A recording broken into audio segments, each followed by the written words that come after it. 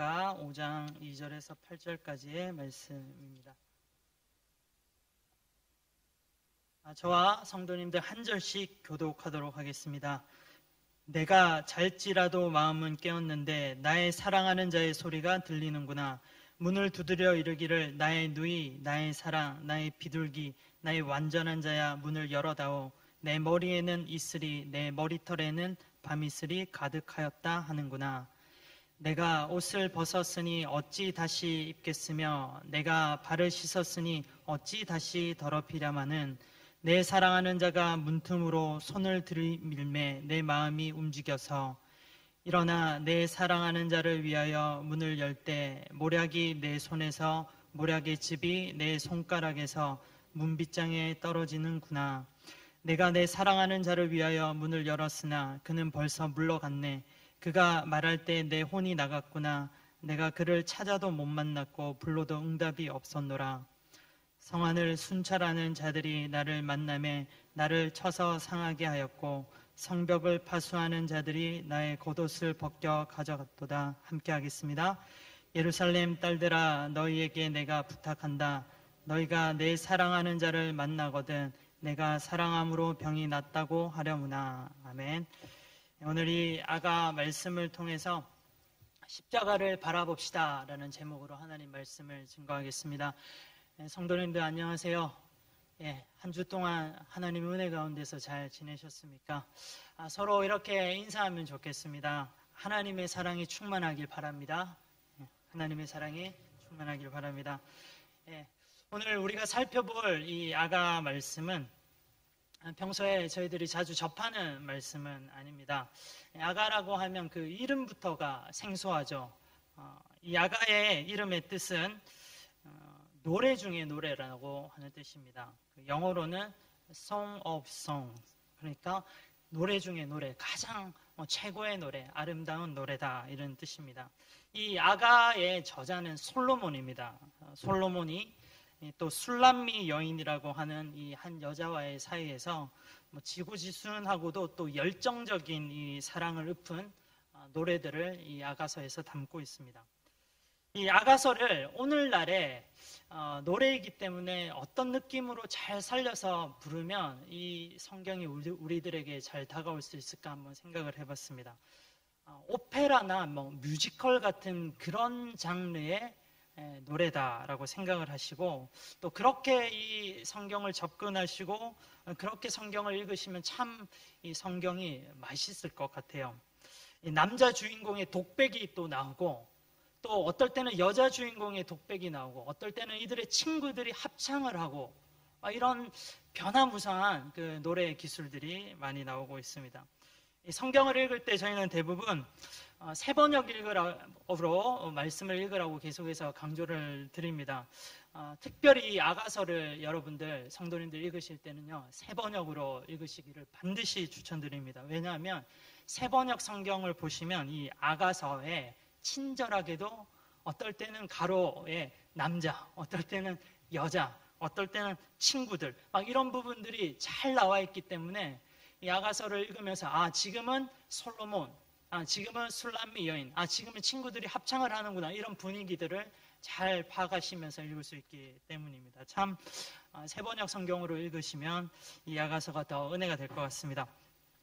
아가서를 읽으실 때 꼭 반드시 여러분들이 기억해야 될 부분이 있습니다. 이 아가서에 등장하는 두 주인공 솔로몬과 술람미 여인과의 관계를 이 관계가 누구를 상징하는가에 대한 부분을 우리가 꼭 이 관점을 가지고 이 말씀을 읽어야 될 것 같습니다.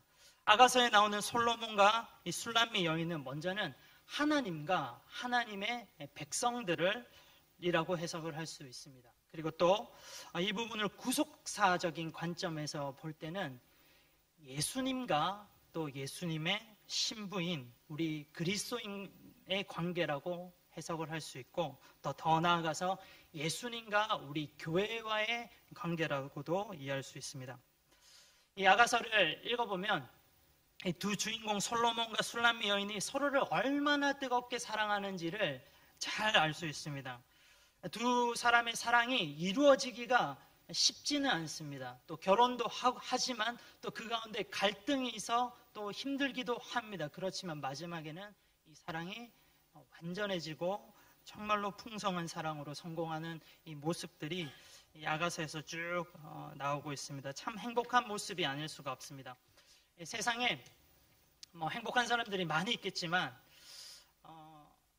이런 사람들 참 행복한 사람들인 것 같습니다. 어떤 사람이냐면 결혼을 준비하거나 이제 또 막 결혼하신 신혼 부부들 있잖아요. 너무 행복하신 것 같아요.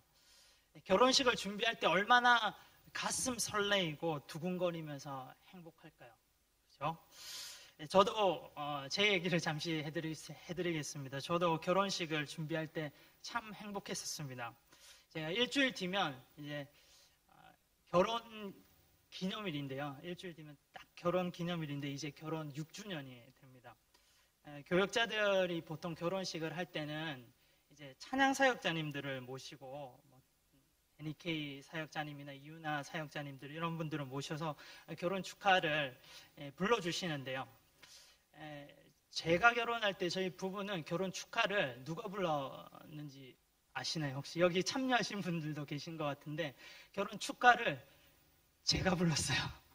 저하고 아내가 결혼 축가를 불렀습니다. 이게 무슨 말이냐? 저희는 이런 뜻에서 준비를 했습니다. 결혼식에 참여해 주신 하객들을 너무 사랑하는 마음에 너무 감사하는 마음에 이분들을 위해서 저희들이 오히려 더 축복해 주고 싶다 이런 마음으로 결혼 축가를 정성껏 준비해서 불렀습니다. 그렇지만 이 준비하는 과정에서 굉장히 부담도 많았고 제가 노래를 잘하는 편이 아니기 때문에 굉장히 부끄럽기도 했었습니다. 그렇지만 그 과정 가운데서 노래를 축가를 부르면서 하객들을 또 축복할 때 정말로 큰 감동이 있었던 것 같습니다.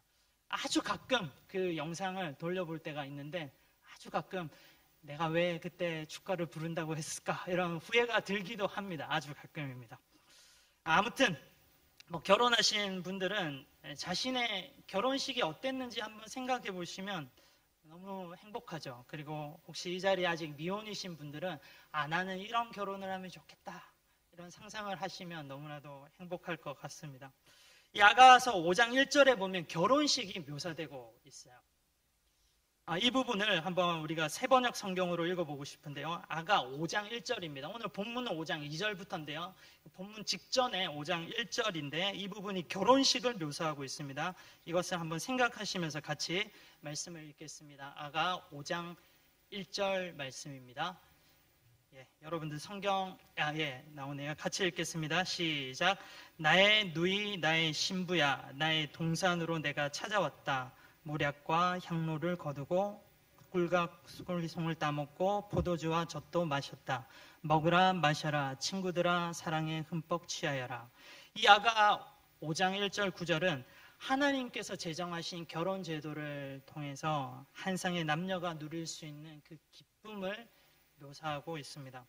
한번 이 말씀을 보시면서 한번 생각해 보세요. 동산에서 온갖 향기롭고 아름다운 꽃들로 장식된 결혼식입니다. 또 포도주와 마실 것이 넘치고요. 그 가운데 친구들의 환영 가운데 두 남녀가 이제 우리가 하나 됩시다 약속하는 이 장면이 지금 5장 1절에 나오고 있습니다. 상상만 해도 너무나도 황홀하죠. 이렇듯 아가 5장 1절은 솔로몬 왕과 술람미 여인의 결혼식을 이야기하고 있습니다. 그런데 이제 아가서를 살펴볼 때 5장 1절이 굉장히 중요합니다. 왜냐하면 아가 5장 1절을 기준으로 전반부와 후반부로 나눌 수 있기 때문입니다. 이 전반부, 결혼 전에는 둘의 무르익어가는 그 사랑의 과정이 정말로 아름답게 기록되고 있습니다. 그런데 결혼 후에 이 둘의 사랑에 약간의 삐걱삐걱거리는 소리가 나고 이 둘의 사랑에 갈등이 오기 시작합니다. 그러면서 또 마지막 클라이막스에는 이 갈등을 넘어서 정말로 서로가 사랑을 했다. 그러면서 사랑의 해피 엔딩으로 이 아가서가 마무리가 됩니다. 그러니까 오늘 본문 말씀인 아가 5장 2절부터 이 아가 마지막까지의 주제는 두 사람의 사랑의 갈등과 극복의 과정이라고 볼 수 있습니다. 제가 오늘 본문을 저희들이 읽었던 이 본문을 한마디로 이렇게 표현을 해봤습니다. 한마디로 딱 맞도매를 해봤는데요. 그 표현이 그렇습니다. 오늘 본문은 신혼부부 싸움이라고 볼 수 있습니다. 신혼부부 싸움입니다. 젊은 남녀가 서로 사랑하지만 또 사랑하는 게 맞아요, 지금. 그렇지만 결혼을 했어요, 또. 그렇지만 그 가운데 서로 갈등을 빚고 티격태격 하고 있는 그런 모습들을 생각을 하시면 되겠습니다. 신혼부부 싸움이라고 설명한 이 아가 5장 2절에서 8절 내용을 조금 더 구체적으로 살펴보겠습니다. 이 부분은 이 술람미 여인이 꾼 꿈의 내용입니다. 그렇지만 꿈이지만 그녀의 현실이 또 어느 정도 반영되어 있는 부분이라고 할 수 있습니다. 술람미 여인이 솔로몬에게 지금 쌀쌀맞게 대하고 있어요. 솔로몬 왕이 밤중에 이 여인을 찾아왔는데 이 솔로몬이 찾아온 소리를 듣고도 이 술람미 여인이 솔로몬을 바로 받아들이지 않는 그런 내용이 기록되어 있습니다. 아가 5장 2절, 3절 오늘 본문인데요. 이 부분을 한번 같이 읽어보겠습니다. 이 솔로몬이 문을 두드리는데 이 여인이 나는 이미 옷도 벗었고 또 신발도 벗어야 되는데 내가 지금 당신을 맞아들여야 되나 뭐 이런 내용입니다. 한번 아가 5장 2절, 3절을 같이 읽어보도록 하겠습니다. 네, 시작. 내가 잘지라도 마음은 깨었는데 나의 사랑하는 자의 소리가 들리는구나. 문을 두드려 이르기를 나의 누이, 나의 사랑, 나의 비둘기. 네, 머리가 온통 이슬에 젖고 머리채가 밤이슬에 흠뻑 젖어서 나는 벌써 옷을 벗었는데 다시 입어야 하나? 발도 씻었는데 다시 흙을 묻혀야 하나? 예. 새 번역하고 지금 개역 개정이 약간 섞였는데요. 죄송합니다. 하여튼 이 말씀은 이런 느낌입니다. 이제 솔로몬이 왔는데 술람미 여인이 바로 받아들이지 않는 거예요. 갈등이라고 볼 수 있죠. 고대 이스라엘 사회에서 누가 밤에 찾아오면 문을 잘 열어주지 않았다고 합니다. 이들의 문화에서는 밤에 누군가를 찾아가는 것도 찾아오는 것도 굉장한 신뢰라고 합니다. 또 여기에 이미 내가 옷을 벗고 발을 씻은 상태라면 더욱더 문을 열어주지 않겠죠.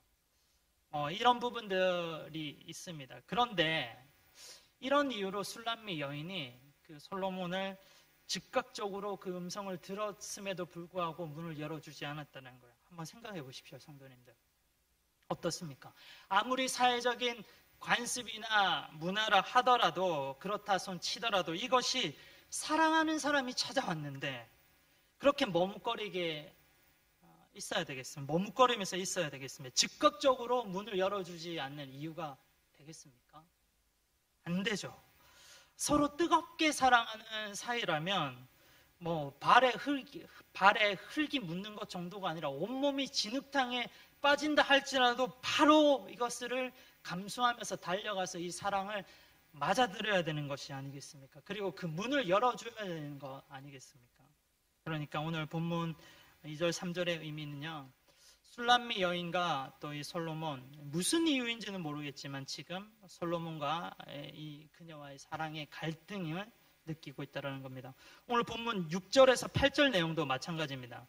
이 술람미 여인이 자신의 이 안일함을 뉘우치면서 문을 열어줬지만 솔로몬은 이미 떠나간 뒤입니다.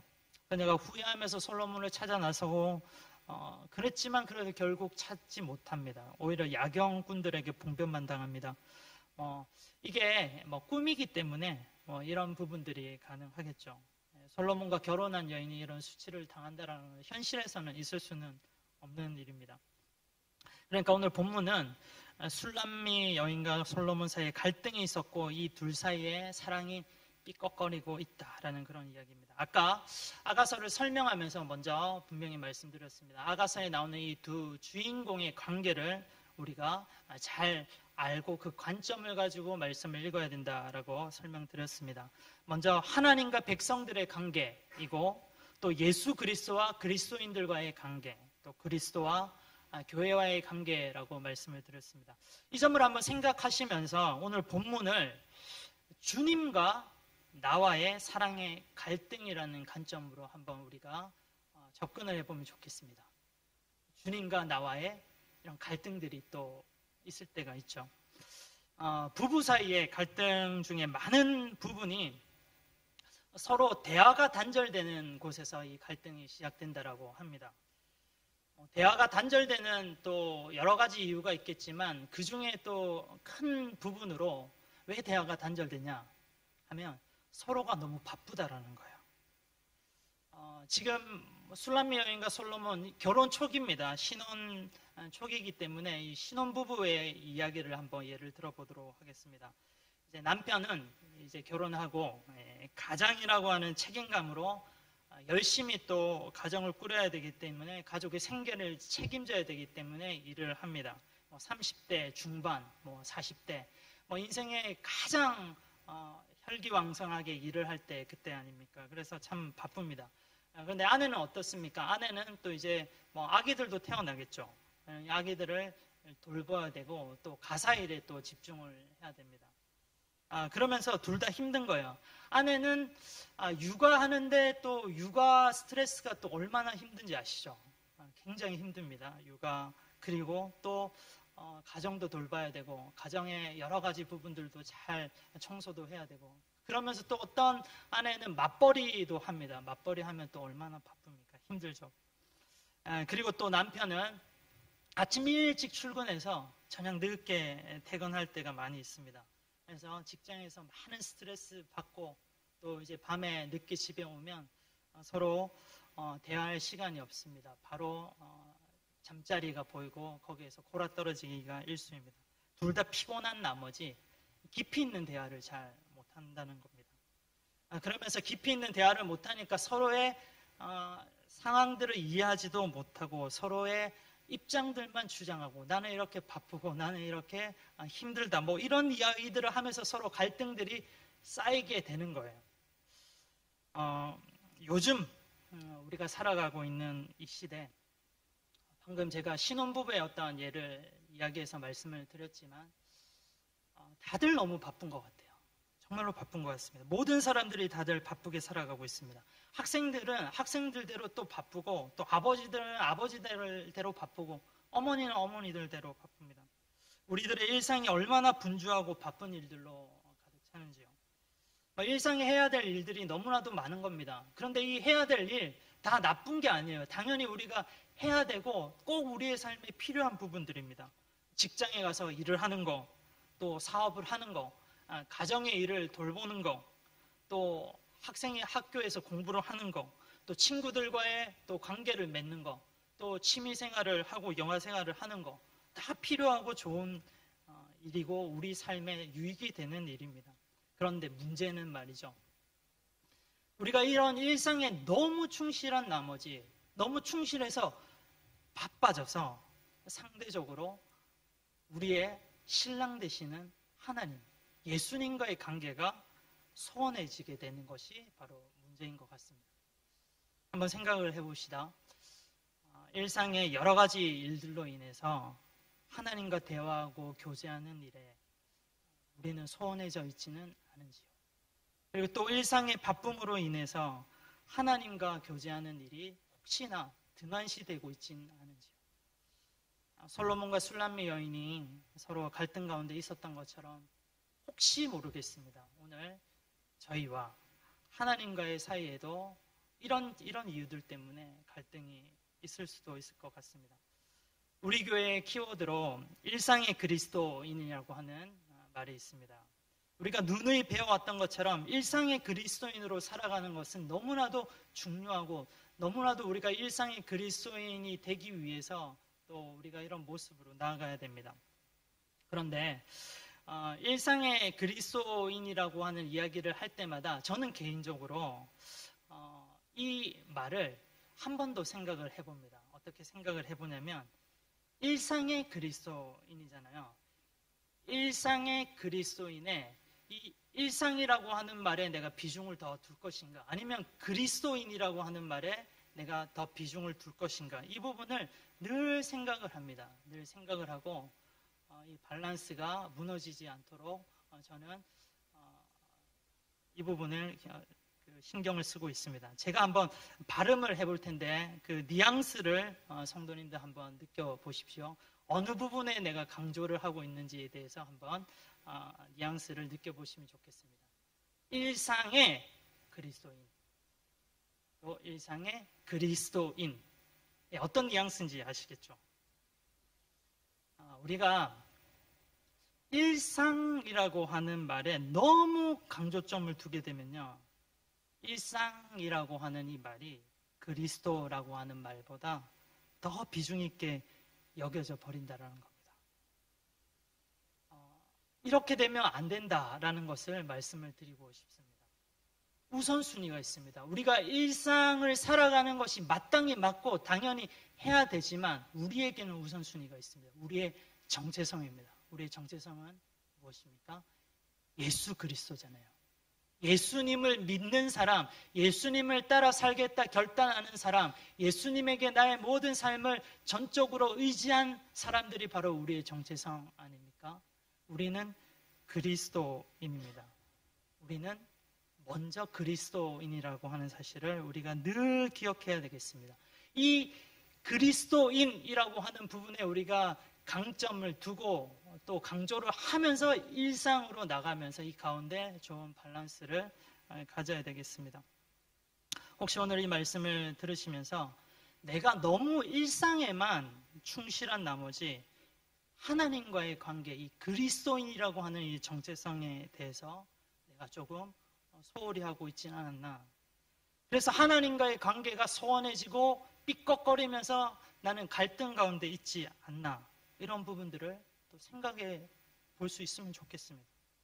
혹시 그렇다면요, 우리는 다시 한번 내가 그리스도인이다라는 부분을 다시 한번 확실히 하고 또 일상으로 나아가는 그런 은혜가 있어야 되겠습니다. 이러한 부분들로 우리가 확실하게 일상의 그리스도인이라고 하는 부분을 이해하고 나아갈 때 일상 가운데 우리는 항상 하나님과의 관계가 충만하고 그리스도가 중심이 되는 일상이 되고 또 그 일상 가운데서 하나님이 주시는 그 기쁨을 누릴 수 있을 거라고 생각을 합니다. 오늘 본문을 묵상하면서 또 이런 생각을 해봤습니다. 솔로몬과 술람미 여인이 서로 갈등하는 단계가 갈등 정도가 아닌 결혼 초기에 일어나는 권태기를 보내는 것은 아닌가라는 부분도 한번 생각을 해보았습니다. 어떤 면에서는 오늘 본문에서 술람미 여인은 결혼 초기에 권태기에 빠졌다고도 볼 수 있습니다. 이 권태기라고 하는 것은 원래 이제 부부 사이에 어느 정도 시간이 좀 오래 지나면 서로에게 대한 권태를 느끼는 그런 시기를 말하지 않습니까? 그런데 사람마다 다 틀려요. 사람마다 다 틀리고 요즘에 또 시대 분위기가 이 권태를 느끼는 시기가 빠르기도 합니다. 권태기가 빨리 오는 경우도 많습니다. 사람에게 쉽게 질려버리고 또 상대에게 또 부인에게 또 남편에게 쉽게 질려버리고 매력을 느끼지 못하는 그런 부분입니다. 예수님이 우리의 신랑 되시지 않습니까? 이 신랑 되신 예수님과 신부인 우리와의 관계 가운데서도 혹시나 이런 권태기에 빠지지는 않을까 우리는 늘 경계를 해야 되겠습니다. 분명히 말씀을 드리는데요, 예수님이 우리를 향한 사랑은 변함이 없어요. 항상 변함이 없습니다. 문제는 우리입니다. 우리.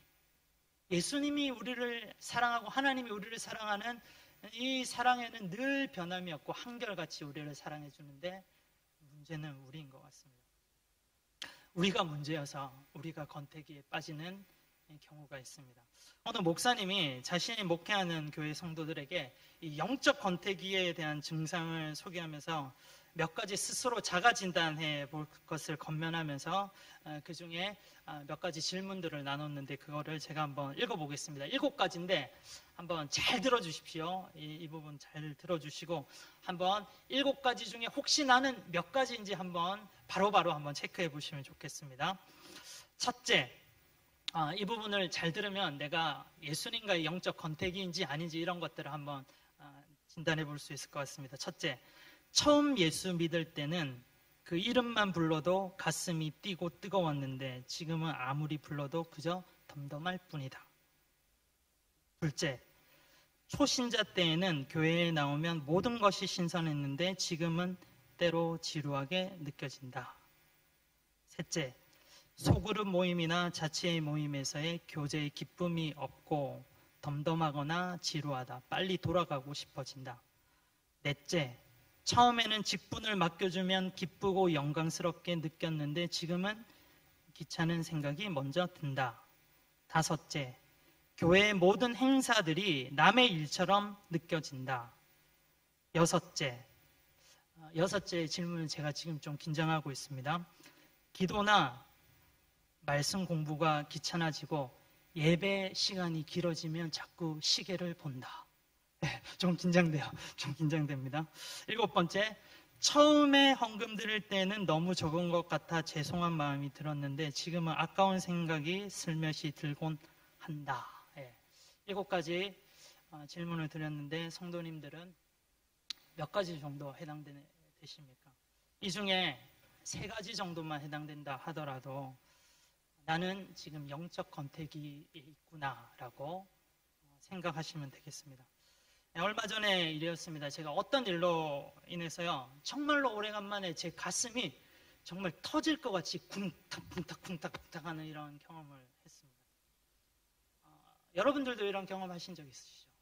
언제 여러분들 이 가슴이, 심장이 고동치면서 쿵탁쿵탁 했던 적이 있었습니까? 그래서 제가 제 손으로 심장을 만져봤는데요. 진짜 뭐 그 뛰는 가슴의 이 느낌이 장난이 아니었습니다. 한 10년 전이었는가요? 기사에 이런 기사를 봤습니다. 어떤 사람이 로또에 당첨이 된 겁니다. 그리 큰 금액 아니에요. 한 우리나라 돈으로 5천만 원 정도 되는 금액의 로또가 당첨이 됐습니다. 그런데 이게 너무 흥분되고 너무 믿을 수 없어서 심장이 고동치면서 이 사람이 결국 심장마비로 죽었다고 해요. 얼마나 이 사람이 진짜 그 가슴이 뛰었으면 이렇게 심장마비로 죽었을까. 그러면서 제가 며칠 전에 그 심장이 뛰는 경험을 하면서 순간 이제 십자가가 제 눈에 들어왔습니다. 그때 십자가가 눈에 들어왔습니다. 그러면서 저에게 스스로 질문을 해봤습니다. 십자가를 볼 때 나는 이렇게 심장이 뛰고 있나? 십자가에서 나는 구원이라고 하는 하나님의 그 놀라운 사랑을 받았는데 나는 십자가에서 이렇게 가슴이 쿵떡쿵떡 뛰었던 적이 언제인가? 막 이런 생각들이 드는 거예요. 십자가의 구원의 간격은 로또의 5천만 원보다 수천 배, 수만 배 더 가치 있고 값어치 있는, 우리가 말로 표현할 수 없는 엄청난 우리에게 임한 또 축복이고 또 은혜인데, 십자가를 볼 때 왜 나는 이렇게 가슴에 고동치는 부분들이 없을까? 유명한 일화입니다. 영국의 신앙의 부흥을 이끌었던 찰스 스펄전이라고 하는 목사님이 하루는 혼자서 울고 계셨습니다. 그래서 그 부인이 정말 여러 가지 걱정이 돼서 이렇게 남편에게 물었습니다. 여보, 왜 울고 있어요? 힘든 일 있어요? 아니면 슬픈 일이 있습니까? 이렇게 물었습니다. 이 말을 들은 그 찰스 스펄전 목사님이 눈물을 그치고 차분하지만 심각한 표정으로 그 아내에게 말했습니다. 여보, 내가 지금 울고 있는 이유를 알고 싶소? 그것은 말이요, 오늘은 내가 십자가를 생각해도 아무런 내 마음에 감동이 없었어요. 그것 때문에 내가 울고 있어. 십자가를 바라봤는데도 내 가슴이 아프지가 않았어. 십자가를 바라봤는데도 내 마음에 기쁨이 일어나지 않았어. 내가 이렇게 십자가의 감격이 없고 메말라 있는데 어떻게 다른 사람들에게 십자가를 바라보고 십자가의 감격을 누리라고 말할 수 있단 말이에요. 그것 때문에 계속 찰스 스펄전 목사님이 울고 있었던 겁니다. 여러분들은 어떻습니까? 한번 이 십자가를 한번 보십시오. 지금 십자가를 바라보는데 가슴이 쿵탁쿵탁 하십니까? 십자가를 내가 처음 접했을 때 그 첫사랑을 한번 기억해 보십시오. 첫사랑. 스쳐 지나가기만 해도 심장이 쿵탁쿵탁 거리고, 어떨 때는 손만 잡는데도 심장이 터질 것만 같았던 그 첫사랑, 예수님과의 그 첫사랑을 한번 기억해 보시면 좋겠습니다. 요한계시록의 에베소 교회, 겉으로 아주 훌륭한 교회였지만 주님에 대한 첫사랑이 식어졌다고 책망을 받은 교회였습니다. 사랑하는 성도 여러분, 주님과의 첫사랑을 회복하면 좋겠습니다. 이 첫사랑 회복하려면요, 회복이 되면 주님과의 갈등도 주님과의 권태기도 다 극복됩니다. 주님과의 첫사랑을 회복하는 방법, 가장 효과적인 방법은 다른 것 아니라 이 십자가를 바라보는 겁니다. 십자가를 바라봐야 됩니다. 십자가에 달리신 예수님을 바라봅니다. 우리 히브리서 말씀 함께 읽겠습니다. 히브리서 말씀 12장 1절에서 2절 말씀인데요. 한번 다 같이 읽어보도록 하겠습니다. 시작. 믿음의 주요 또 온전케 하시는 이인 예수를 바라보자. 저는 그 앞에 있는 즐거움을 위하여 십자가를 참으사 부끄러움을 개의치 아니하시더니 하나님 보좌 우편에 앉으셨느니라. 예수님, 믿음의 주여 온전케 하신 예수님을 바라보는데 이 예수님은 십자가를 지시고 십자가를 참으신 예수님이라고 합니다. 십자가를 바라봐도 별 감동이 없으십니까? 그렇다면요, 십자가를 바라보고 예수님이 보일 때까지, 우리를 위해서 피 흘리시고 돌아가신 예수님이 보이실 때까지 십자가를 바라보십시오. 잠시 잠깐 한순간적으로 십자가 바라보는 것 말고요, 십자가의 감동이, 하나님의 사랑이 내 가운데 느껴질 때까지 십자가를 바라봅시다. 십자가를 깊게 바라보고요, 십자가를 심도 있게 바라보고, 십자가를 오래 바라보고, 십자가를 농도 있게 바라보고, 십자가를 무겁게 바라봅시다. 패스트푸드 같은 십자가 말고요, 잠시 잠깐 순간 생각하는 그 십자가 말고요, 십자가의 은혜가 내 가슴에 쿵탁쿵탁하게 되는 그 요동이 칠 때까지 우리가 십자가를 바라보면 좋겠습니다. 십자가를 바라보면 하나님의 사랑이 얼마나 큰지 이해가 됩니다.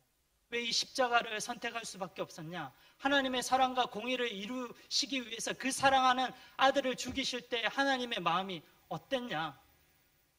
또 십자가를 지실 때 예수님의 심정이 어땠을까? 겟세마네 기도에서 땀이 피처럼 흐를 때까지 예수님은 이 십자가가 부담이 되셨어요. 할 수만 있다면 내가 십자가 안 지겠습니다. 아버지, 시간을 좀 멈추게 해주십시오. 이 십자가 너무 부담됩니다. 십자가 지기 싫어하셨어요, 예수님. 그런데도 순종하시면서 십자가를 지십니다. 왜요? 하나님 독생자 죽이시면서 왜 십자가 선택하셨어요? 예수님은 자신이 죽으시면서 왜 십자가를 선택하십니까? 바로 우리를 사랑하기 때문에. 하나님은 분명, 예수님은 분명 십자가를 선택하실 때 가슴이 뛰셨을 겁니다. 왜냐하면 이 선택으로 인하여서 사랑하는 우리들이 다 생명을 얻을 수 있었기 때문입니다. 그런데 우리는요, 십자가를 너무 가볍게 생각하지 마십시오. 십자가를 무겁게 생각하시고 오랫동안 보시고 가슴이 쿵탁쿵탁 할 때까지 묵상하는 우리들이 되면 좋겠습니다. 사랑하는 성도 여러분, 말씀을 마무리합니다. 십자가를 깊게 묵상하는 만큼 주님의 사랑이 커지고 우리의 삶에 기쁨이 넘치게 될 것입니다. 우리 신앙의 권태기가 왔다면, 일상에 우리가 너무 빠져 있었다면, 그래서 하나님과의 갈등 가운데 있다면 우리는 만사를 제쳐두고 십자가를 좀 오랫동안 묵상해 봅시다. 십자가 바라보고 십자가에서 이루어주신 그 사랑을 생각하고 또 하나님 은혜 가운데 다시 나가는 우리들이 되면 좋겠습니다. 지금 사순절 기간입니다. 이러한 은혜가 저와 여러분들 가운데 임하기를 간절히 주님의 이름으로 기도합니다. 기도하겠습니다.